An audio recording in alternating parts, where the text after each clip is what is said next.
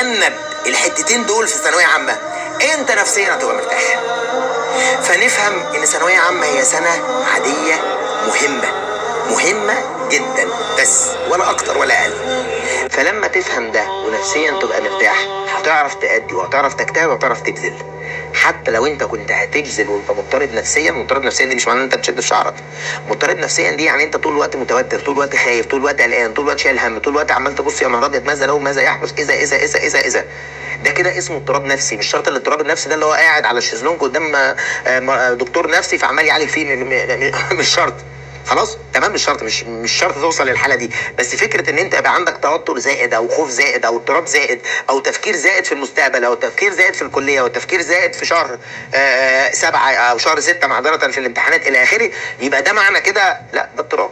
انت كده مضطرب نفسيا. مضطرب ليه؟ بسبب الحاجتين دول. فلو انت تجنبت الحاجتين دول هتبقى انسان هادي مستقر، انسان ناضج. فبعد كده لما تيجي تجتهد هتعرف تستغل اجتهادك. لكن طول ما انت بتجتهد وانت مضطرب حتى لو حصلت عمرك ما هتعرف تحصل 100%. هتبذل مجهود 100% بس تحصيلك هتلاقي 60%، 50%. لو انت جامد جدا يبقى 70%. مش هتعرف تجيبه انت طول ما انت مضطرب. تمام يا سيدنا؟ خلاص. اتمنى حضرتك تكون اخدت بالك من النقطتين دول عشان تبقى سوي نفسيا.